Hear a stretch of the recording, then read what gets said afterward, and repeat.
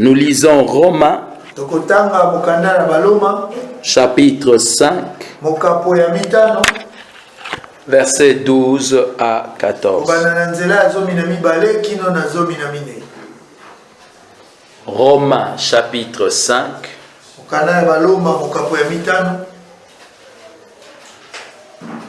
versets 12 à 14. Il est écrit ceci: c'est pourquoi, comme par un seul homme, le péché est entré dans le monde, et par le péché, la mort, et qu'ainsi la mort s'est étendue sur tous les hommes, parce que tous ont péché.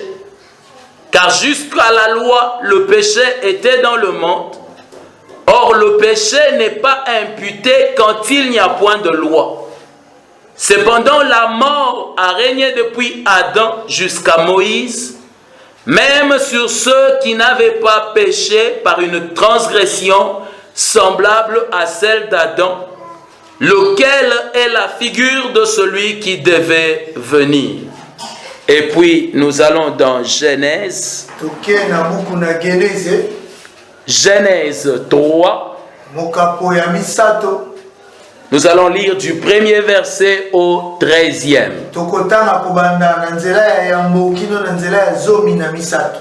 Genèse 3. Du premier verset au 13e.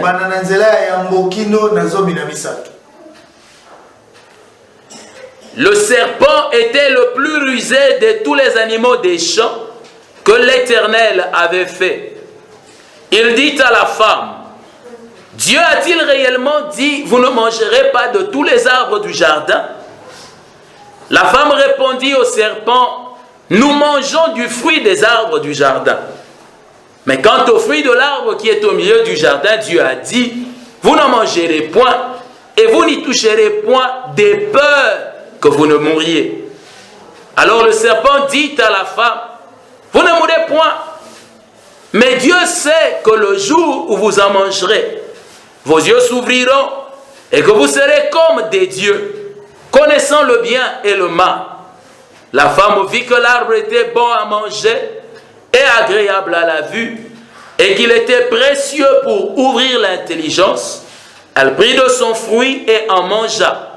Elle en donna aussi à son mari qui était auprès d'elle, et il en mangea. Les yeux de l'un et de l'autre s'ouvrirent. Ils connurent qu'ils étaient nus, et ayant cousu des feuilles de figuier, ils s'en firent des ceintures. Alors ils entendirent la voix de l'Éternel Dieu qui parcourait le jardin vers le soir. Et l'homme et sa femme se cachèrent loin de la face de l'Éternel Dieu, au milieu des arbres du jardin. Mais l'Éternel Dieu appela l'homme et lui dit, où es-tu? Il répondit, j'ai entendu ta voix dans le jardin et j'ai eu peur parce que je suis nu et je me suis caché. Et l'Éternel Dieu dit, qui t'a appris que tu es nu? Est-ce que tu as mangé de l'arbre dont je t'avais défendu de manger? L'homme répondit, la femme que tu as mise auprès de moi m'a donné de l'arbre et j'en ai mangé. Et l'Éternel Dieu dit à la femme, pourquoi tu fais cela? La femme répondit, le serpent m'a séduite et j'en ai mangé. Amen. Amen. Est-ce que tu peux dire à ton voisin, bon appétit? Alléluia. Amen. Ok, aujourd'hui nous allons commencer une série de prédications.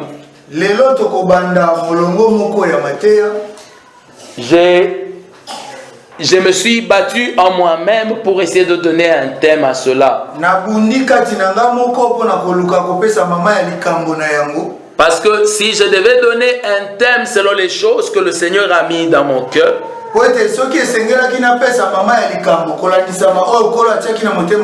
je devrais donner le thème le péché. Mais j'ai trouvé que c'était un thème trop négatif.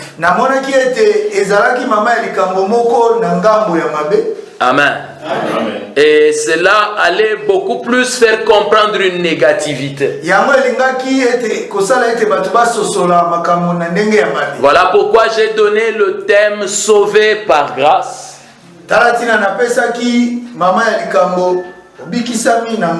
Amen.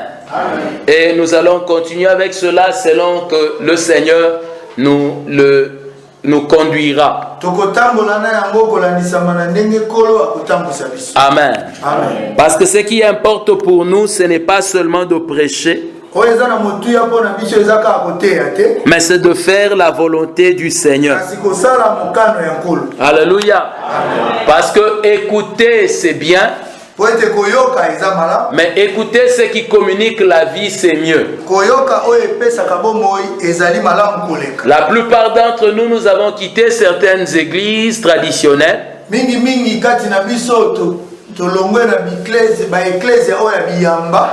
parce que nous voulons la vie. Ce n'est pas que là-bas on ne parle pas, on parle aussi. Mais nous voulons une parole qui nous communique la vie.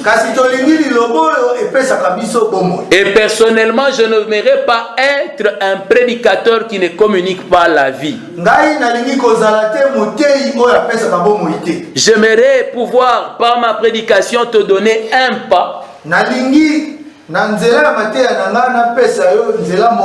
Et en ton cœur que le Saint-Esprit t'en ajoute 9. C'est-à-dire que je peux te parler sur un thème, mais que l'Esprit de Dieu ouvre en toi des enseignements multiples. Amen. Et que la connaissance de la vérité puisse t'affranchir. Concernant le péché, l'enseignement de la Bible est assez clair. Mais seulement que c'est disséminé dans tous les livres de la Bible. Et pour en avoir une bonne compréhension, il est important que tu aies pris le temps de parcourir toute la Bible. Et j'aimerais vous informer que c'est accessible à tout le monde.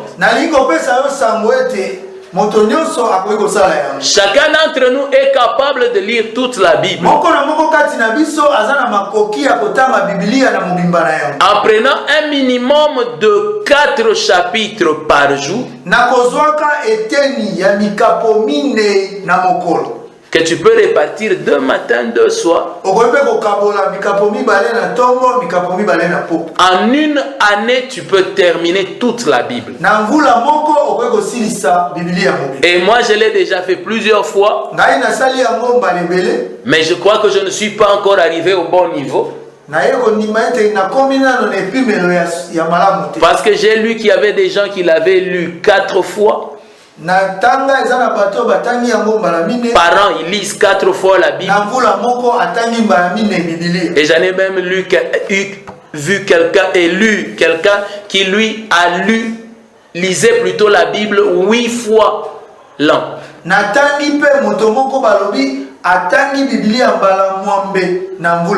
Amen. Dis à ton voisin, c'est aussi possible, fais-le. Ceux qui l'ont fait, c'était des hommes de la même nature que nous. Et je vous assure que quand vous le faites, cela a un impact sérieux dans nos foi.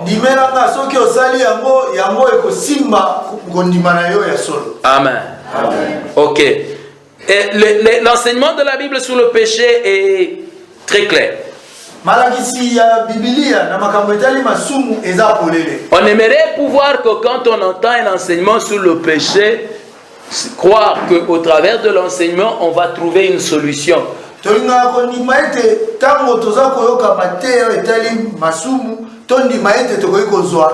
Parce que le problème du chrétien, il se pose la question, il dit, mais comment on nous dit que je suis délivré du péché? Comment on nous dit, mais je me rends compte que je continue encore à pécher.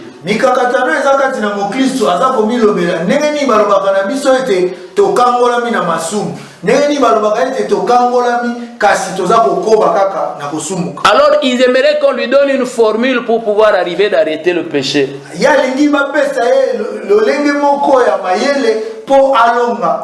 Je me rappelle, j'ai lu dans un livre qu'un moine catholique était allé jusqu'à s'enfermer pendant 40 jours.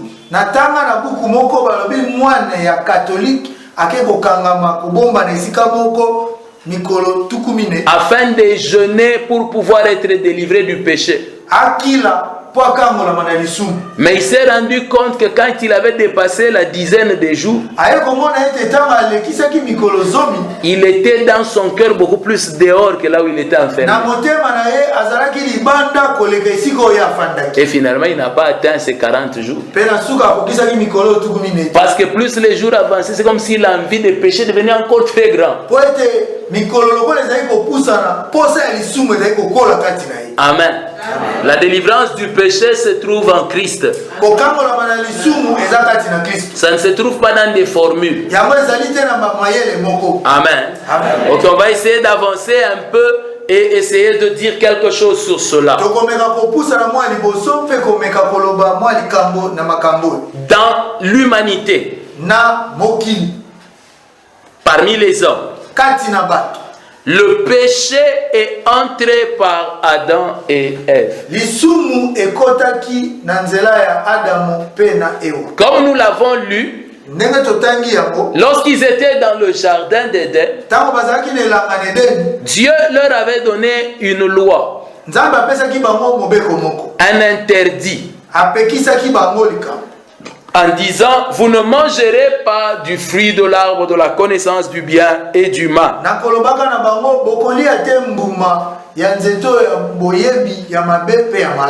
Amen. Et j'aimerais vous dire que si pour les êtres humains, le péché est entré à ce niveau-là, mais dans la création, le péché existait déjà.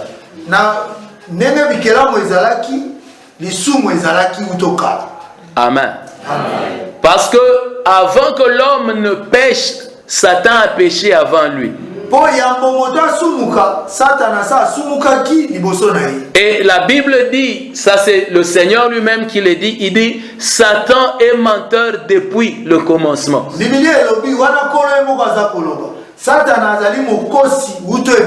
Alors où est-ce que le péché a commencé? Là au moins la Bible ne parle pas. Mais là où le péché est entré dans l'humanité, la Bible le dit. Qu'est-ce que la Bible dit? Que la femme qui était dans le jardin avec son mari, un jour le serpent est venu lui parler. Elle a écouté le serpent et cela a entraîné qu'elle a péché. Mais son péché, au lieu de s'arrêter à elle, elle a même fait pécher son mari. Et lorsque les deux ont péché, c'est comme ça que Dieu est arrivé. Alors j'aimerais qu'on étudie un peu ce péché-là afin de comprendre certains principes. L'épître aux Romains nous dit que si les hommes sont devenus pécheurs, c'est à cause du péché d'Adam. Tous ont été appelés pécheurs à cause d'Adam. Donc le principe qui a entraîné nos péchés à nous tous aujourd'hui vient de là-bas. Quelles étaient les caractéristiques du péché originel? Le point numéro 1 qui a entraîné les humains à pécher, et principalement la femme. Non, principalement la femme a péché. Et ce qui l'a amené à ça, c'est de douter du Créateur. Satan lui a dit, non, Dieu ne vous a pas bien vous cache quelque chose. Il sait que le jour où vous mangerez de cela, vous allez devenir comme comme Dieu. Et vous connaîtrez le bien et le mal. Pour que la femme accepte ce que le serpent lui disait, elle s'est dit en elle-même, c'est qu'il y a quelque chose de bon que Dieu peut nous cacher. Ça, c'est la première des choses qui a poussé les êtres humains dans le péché. Elle s'est dit en elle-même, elle dit, Dieu ne veut pas qu'on connaisse. Sinon nous serons comme lui. Et nous allons être du même niveau que lui. Et il y aura de la concurrence. Vous me comprenez? Il a douté de la bonne volonté du Créateur. J'anticipe juste pour vous dire, c'est à cause de cela qu'aujourd'hui, pour être sauvés, nous sommes sauvés par la foi.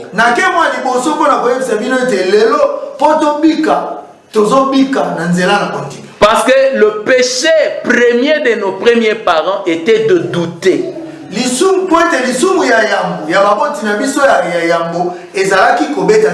La deuxième chose qui a poussé la femme au péché, c'est qu'elle a pensé en elle-même.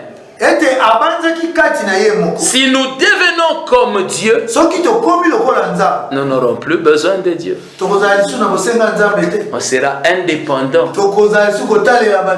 Dieu ne veut pas qu'on en mange. Parce que nous serons comme lui. On n'aura plus besoin de lui pour savoir si c'est bien ou c'est mal.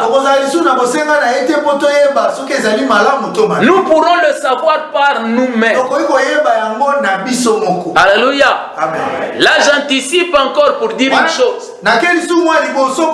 C'est une pensée, la recherche de l'indépendance n'est pas une pensée qu'on trouve parmi les sarments.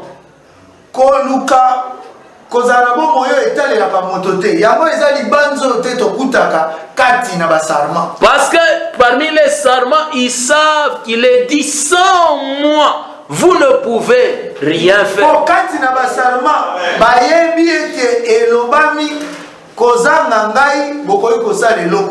L'indépendance, ce n'est même pas quelque chose que nous recherchons. Nous ne voulons pas de l'indépendance.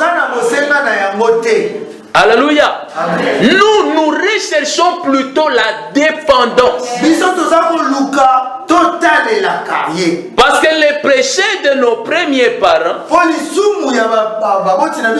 étaient de rechercher l'indépendance. Troisième chose, c'était l'orgueil. Amen. Ils voulaient être plus haut que là où Dieu les avait placés. C'est cela la véritable signification de l'orgueil. Chercher à se tenir là où Dieu ne t'a pas placé. Amen. C'est comme si Dieu te mettait par exemple comme ministre. Et puis toi tu vas t'asseoir avec les huissiers. Et puis tu dis que non, moi je suis humble. Non, c'est l'orgueil qui t'envoie là-bas. Ah, vous pensez que l'orgueil c'est seulement quand on cherche à aller plus haut que soi. L'orgueil c'est refuser de se tenir là où Dieu t'a placé. Amen. Dieu t'a appelé à être évangéliste. Si tu cherches à être apôtre, tu deviens orgueilleux. Amen. Parce que tu cherches à t'octroyer ce que Dieu ne t'a pas donné. Et la femme était dans une recherche d'aller au-delà de ce que Dieu a donné. Ce que Dieu donnait, elle le trouvait insuffisant. Et vous verrez que même aujourd'hui, lorsque nous péchons, ces trois choses-là marchent avec nous. Dieu dit, ne touche pas à ça.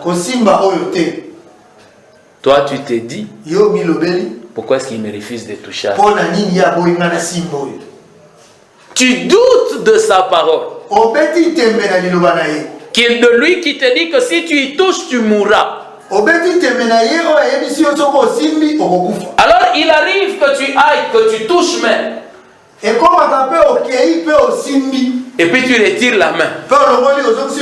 Ta même tu dis, est-ce que je suis mort? Qui laisse. Alléluia. Amen. Parce que tu crois que Dieu peut parler en vain. Amen. Amen. Les mêmes raisons que nos parents, c'est ça qui nous pousse aujourd'hui à pécher. Tu n'as pas les moyens de t'acheter quelque chose. Et puis tu t'arranges pour prendre ce qu'il y a autrui. Ça s'appelle du vol. Et tu ne sais pas que ce qui t'a poussé à les voler, c'est en fait de l'orgueil.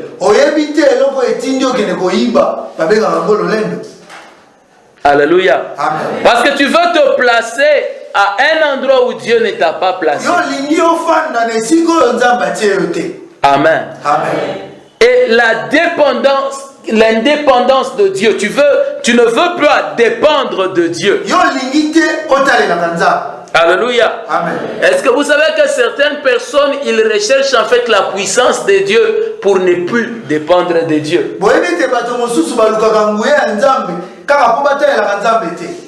Il y en a qui veulent avoir l'argent pour ne plus vivre par la foi.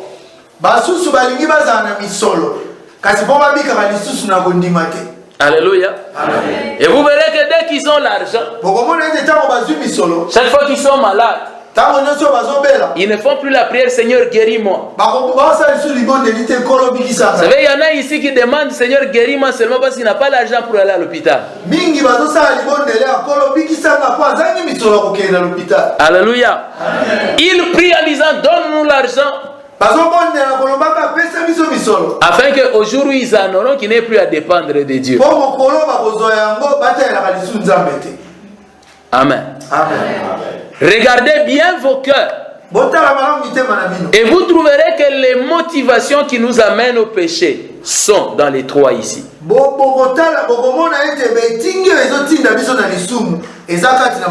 Et c'est cela qui a amené Ève à pécher. Et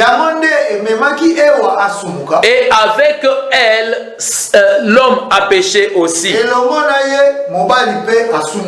Et la Bible présente le péché comme étant la désobéissance à la loi. Vous pouvez trouver ça dans 1 Jean au chapitre 3 verset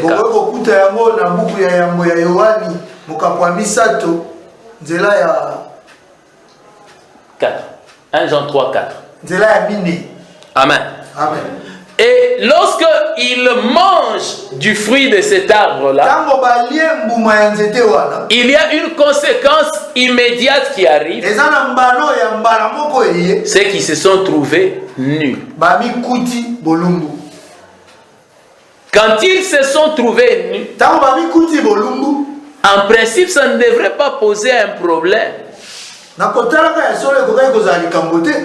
Ils étaient mariés. Il n'était qu'à 2 hommes. Mais afin de montrer que le péché est péché, avant même que Dieu ne vienne les maudire, quand leurs yeux s'ouvrent, eux-mêmes constatent que ce n'est pas bien. Alors ils ont cherché à se couvrir l'un envers l'autre,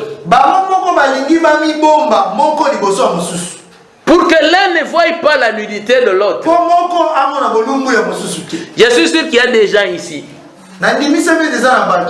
Alléluia. Amen. Que s'ils pouvaient vivre dans une maison tout seuls, ils ne prendraient plus la peine d'amener les vêtements dans la salle de bain. Il les laisserait dans la chambre. Et puis de la chambre, il irait directement tenu pour se laver. Il ne craindrait personne. Parce qu'il est seul. N'est-ce pas? Mais on constate seulement que dans le jardin, malgré qu'ils étaient à deux, ils ont eu honte l'un envers l'autre. Et ils se sont dit, il ne faudrait pas que toi tu veuilles tout de moi quand même. Amen. Ça n'arrive que quand il y a le péché. Tu as peur que l'autre ne voie ce qui te concerne. Et donc le péché n'a pas comme seule conséquence les malédictions prononcées par Dieu.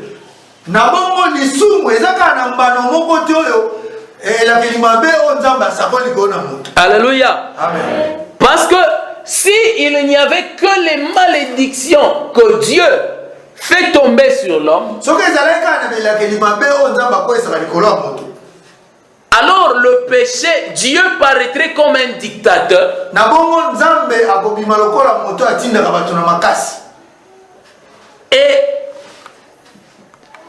Et les paroles, le péché lui-même serait des directions qu'il imposerait aux hommes. Alors qu'en réalité ce n'est pas ça.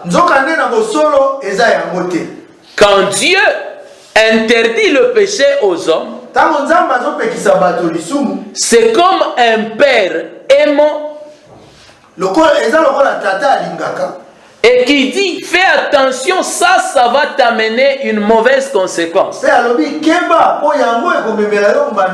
La mauvaise conséquence, ce n'est pas seulement moi, ce n'est pas moi qui vais la provoquer, mais ce sera la conséquence de l'acte que tu auras posé. C'est comme ça qu'avant que Dieu ne prononce la malédiction, les hommes ont déjà commencé à vivre des conséquences. Amen. Amen. Lorsque l'homme voit qu'il est nu, il va se cacher. Amen. Amen. Vous savez, cet homme-là était nu depuis très longtemps. Et la Bible dit qu'il n'en avait pas honte. La nudité, ça signifie qu'il lui manquait des vêtements. Mais il n'en avait pas honte.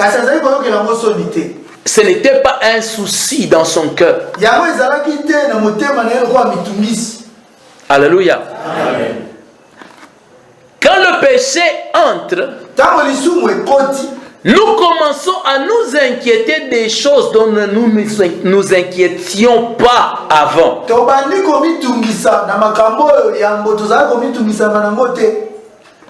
On manquait. Mais ça ne nous disait rien. Mais lorsque le péché vient, soi-disant nous ouvrir les yeux, l'homme a acquis une connaissance qui a fait qu'il a commencé à se trouver dépouillé alors qu'il avait toujours été comme ça. Vous savez, il y a des gens qui évoluaient bien dans leur foi. Et puis quelqu'un a soi-disant amené une connaissance dans leur vie. Et depuis ce jour-là, celui qui évoluait bien dans sa foi a stagné.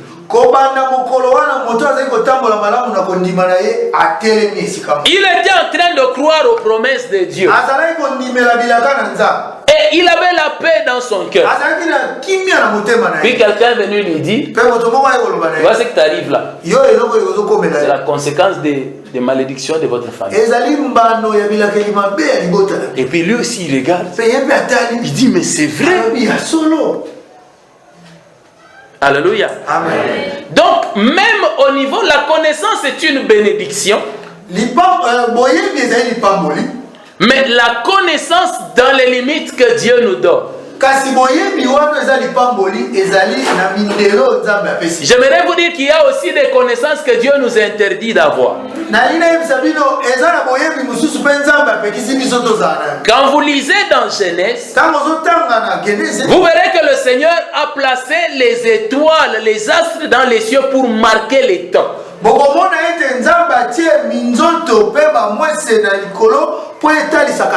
Mais Dieu lui-même parle plus tard. Il interdit l'astrologie. C'est-à-dire étudier les astres pour comprendre les temps. Mais pourtant lui-même, quand il les a placés, il a placé un secret dans les astres. Les mages ont découvert la naissance de Jésus non par une révélation directe, par la lecture des astres.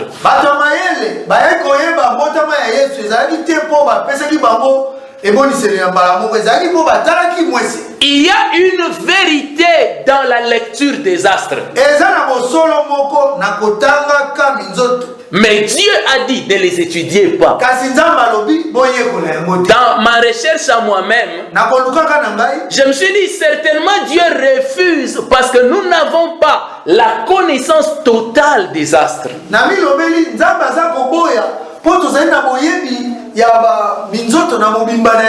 Chez les Blancs où les gens aiment lire les horoscopes, les horoscopes c'est l'avenir des gens qui est lu au travers de la position des astres.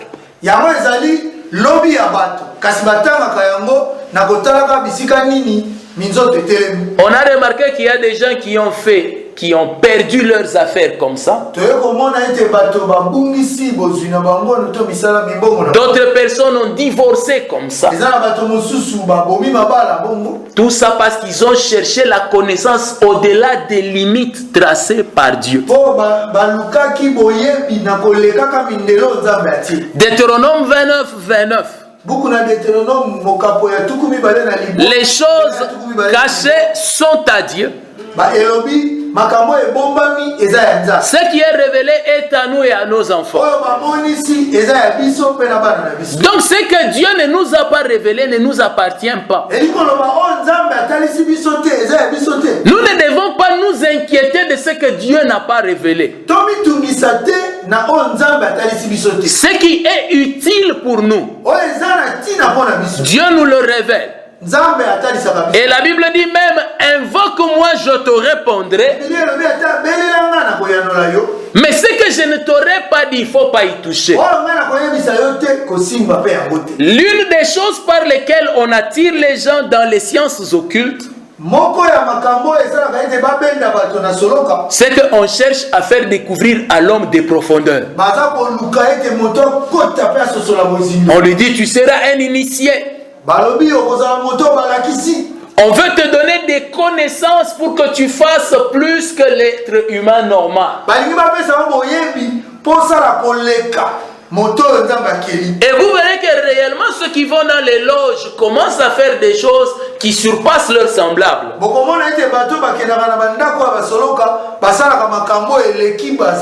Mais quelle est la conséquence de tout ça? C'est des vies ruinées.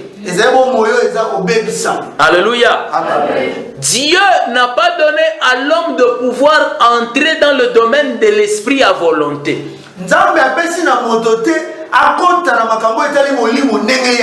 Amen. Amen. J'aimerais vous dire, même le prophète, il ne voit pas un esprit quand il le veut.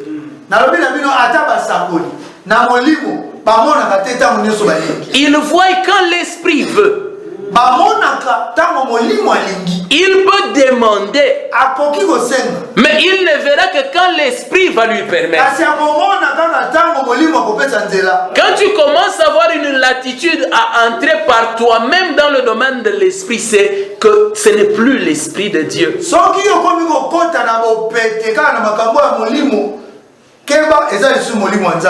Amen. Amen. Dieu place des limites à la connaissance. Et ceux qui appartiennent au Seigneur doivent marcher dans les limites de Dieu.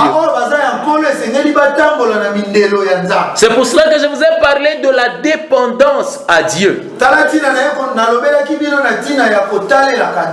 Et l'homme ayant mangé a connu ce qu'il ne devait pas connaître.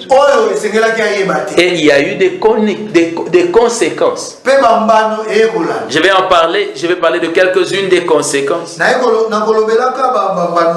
La première, c'est que l'homme a commencé à se cacher de son semblable. Alléluia. Amen. Parce que la première personne qui a été témoin du péché, c'est le semblable de l'humain.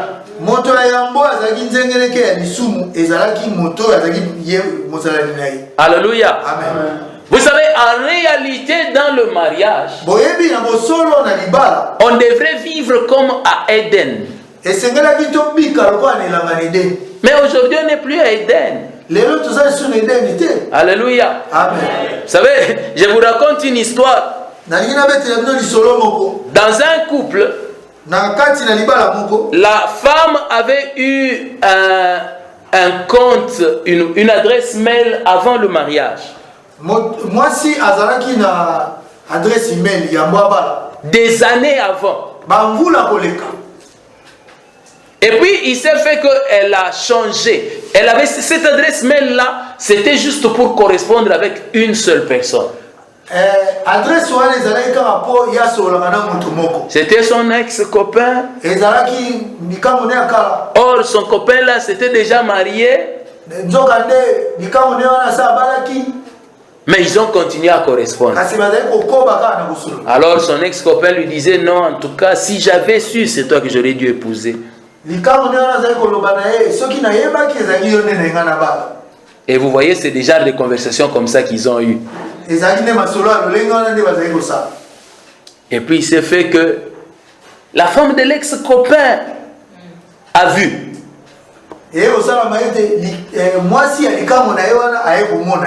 Mais elle a vu ça des années après, alors qu'ils avaient déjà même arrêté de correspondre. Alors vous imaginez sa joie quand elle a vu ces mails. Alors elle a voulu partager sa joie avec le mari de l'autre. Il dit, va chez ta femme, cherche l'adresse telle. Or, l'homme et la femme vivaient à Éden. Leurs nouvelles adresses, chacun connaissait l'adresse de l'autre.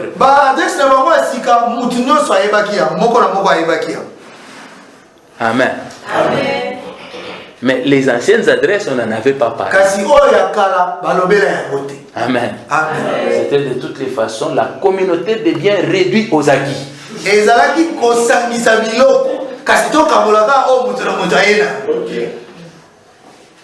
Alors la femme voit seulement son mari qui revient du service avec une bonne colère.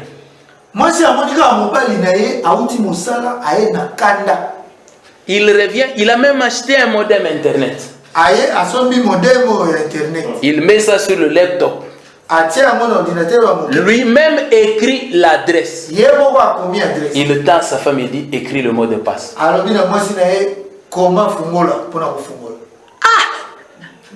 La femme me dit, mais cette adresse,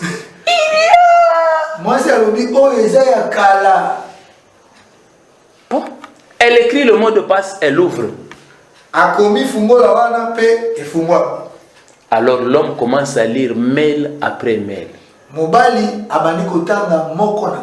Question. Pourquoi moi je ne connaissais pas ça? Alléluia. Amen. Et je vous dis, tout un conflit est né dans le couple à cause de ça.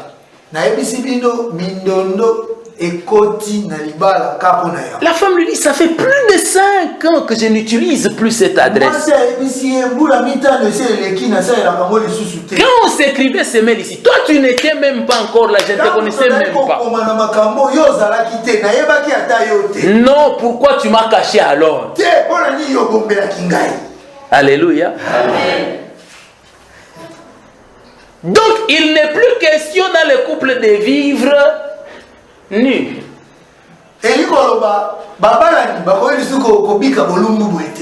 Faut quand même avoir des feuilles de figuier quelque part. Alléluia. Amen. Je vous dis, moi je commence même à enseigner les frères que ce n'est pas toujours bon d'avoir la transparence en économie. Que les femmes disent Amen. Oui, vous doutez parce que vous n'avez pas confiance en moi. Amen.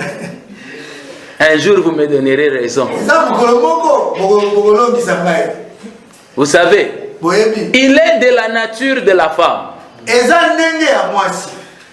que si tu lui dis voici 100, prends 90, moi je garde 10. Elle va partir. Et puis elle va revenir. Oh, tu ne peux pas nous donner 5. Son cœur ne va se reposer que le jour où elle sait que toi tu y as les poches vides. Et même son cœur ne se reposera pas. Quand tu auras les poches vides là, elle va te demander encore, mais on va manger quoi? Or elle sait qu'elle a tout pris. Amen. Donc si tu veux garder, rester homme, quand tu amènes 100, présente 90, donne-lui 80. Et garde-lui 10 que tu vas lui donner après. C'est pour elle, mais ne donne pas encore.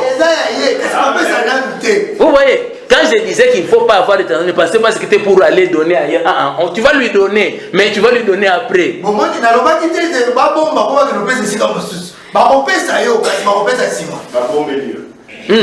ça, quand elle viendra demander après, tu lui dis bon. Mais je t'avais déjà tout donné. Amen. Amen. Que celui qui a des oreilles entende ce que l'Esprit dit. Amen. Alléluia. Amen. Donc pour vous dire que quand il y a le péché, alors on cherche à se cacher. Et c'est cela qui est arrivé dans le jardin. Il y a eu tendance à chercher à se cacher l'un à l'autre. Deuxièmement, quand le péché est arrivé, l'homme a entendu Dieu en train de venir. Il a eu peur. Et il s'est caché loin de la face de Dieu. Entre Dieu et l'homme, lorsqu'il y a le péché, ce n'est pas Dieu qui se cache à l'homme. C'est l'homme qui fuit Dieu. Le dimanche, nous avons appris que lorsque la lumière est venue vers les siens, les siens ont fui et sont allés se cacher parce qu'ils savaient que leurs œuvres étaient mauvaises. Lorsque le péché paraît dans la vie d'un homme, l'homme a souvent ce langage. Il dit, j'aimerais bien entendre Dieu, mais que Dieu ne me voie pas. Parce qu'il sait que s'il paraît devant Dieu, son péché paraîtra. Vous savez, pour qu'un homme soit convaincu de péché devant Dieu, Dieu n'est pas obligé de lui parler de son péché.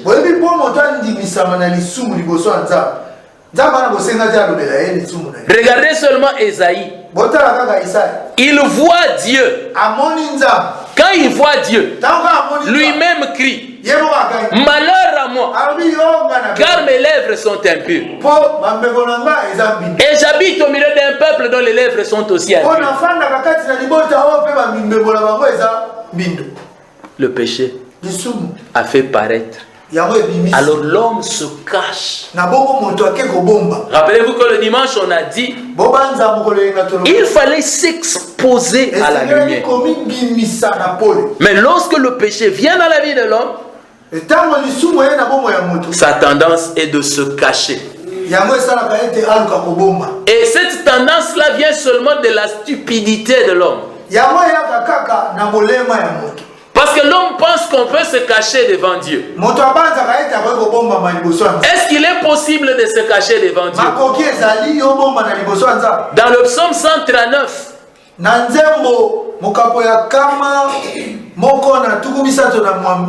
l'homme se demande, il dit, mais où irai-je loin de ta face?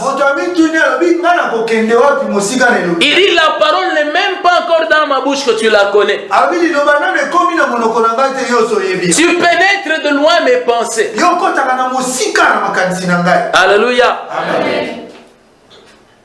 Mais il n'y a que le péché qui amène l'homme à penser qu'il peut se cacher devant Dieu.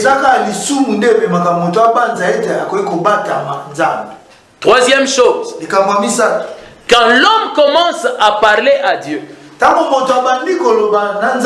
il ne parle pas à Dieu de son péché. Ce qu'il a fait comme péché. Il dit à Dieu, je suis nu. Il n'a pas commencé par dire à Dieu, j'ai mangé alors je suis devenu nu. Je me suis vu nu. Alléluia. Le péché amène l'homme à vouloir, et il a tendance à cacher son mal. Quatrième chose qui est proche de cette troisième, c'est que l'homme fuit les responsabilités. Il pêche, mais il ne veut pas porter la responsabilité de son péché. Qu'est-ce qui se passe quand il pêche? Dieu lui dit, comment tu sais? Il dit la femme. Il n'a pas dit j'ai mangé, mais il dit la femme. Pour dire ce n'est pas ma faute. C'est la faute de l'autre. C'est parce que l'autre a fait ça que moi j'ai. Amen. Amen. Mais dans la pensée de Dieu concernant le péché, Dieu ne voit pas les choses de cette manière-là. Ce n'est pas parce que tu pointes du doigt le tentateur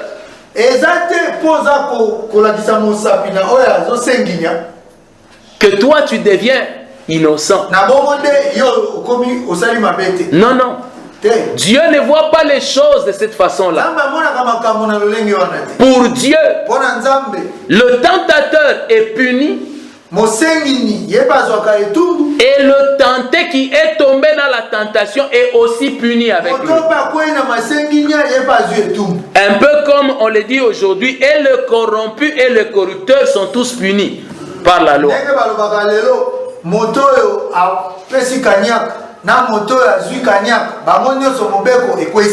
Beaucoup de chrétiens aujourd'hui, ils te disent que s'il vit dans la débauche, c'est à cause du lien de famille.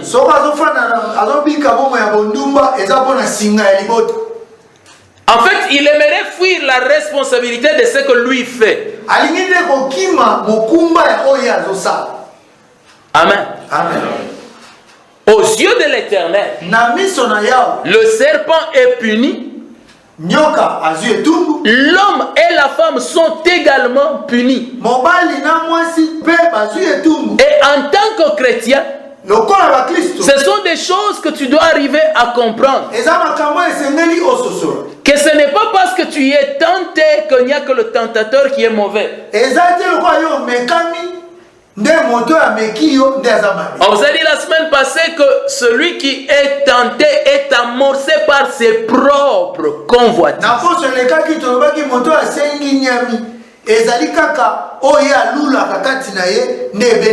Alléluia. Et je vais finir par dire une dernière chose.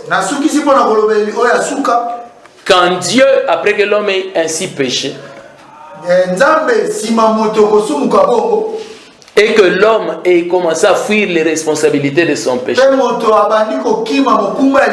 en attribuant ça à quelqu'un d'autre, c'est alors que Dieu a commencé à prononcer la malédiction.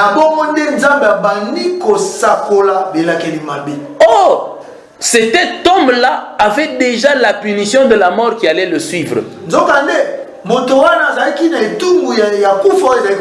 Il avait déjà la nudité qui avait déjà commencé là.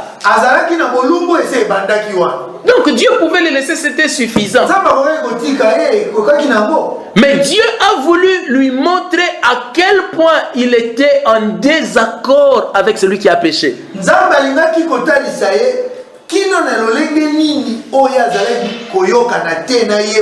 Et c'est comme ça que Dieu a maudit l'homme en ajoutant des malédictions aux conséquences déjà du péché.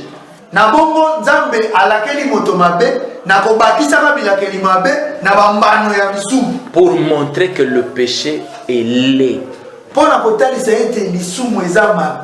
Amen. Amen. Alors Dieu a augmenté les souffrances de la vie des êtres humains. Non pas pour qu'ils souffrent seulement, mais afin que cette souffrance-là soit comme une leçon. Pour dire que tout ça, c'est à cause du péché. Le but de Dieu, ce n'est pas de se regarder l'homme en train de souffrir et d'être content.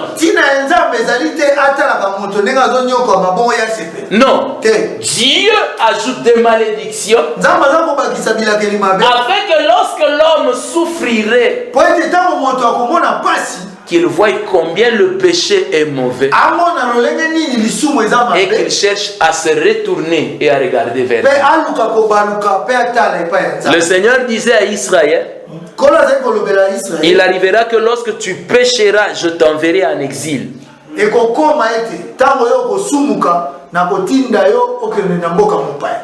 là-bas, lorsque tes ennemis t'auront oppressé, et que tu te souviendras de ton Dieu, quand tu tourneras le regard et que tu regarderas vers le pays et que tu m'appelleras, alors je viendrai à ton secours. La souffrance, conséquence du péché, ce n'est pas l'enfer. Amen. Amen. Parce que l'enfer, c'est une souffrance qui n'a pas de leçon. C'est une souffrance qui n'amène pas la repentance. Est-ce que vous savez qu'il y a des gens qui vivent déjà l'enfer sur la terre? Parce que malgré leur souffrance, ils ne sont pas instruits pour se tourner vers le Créateur.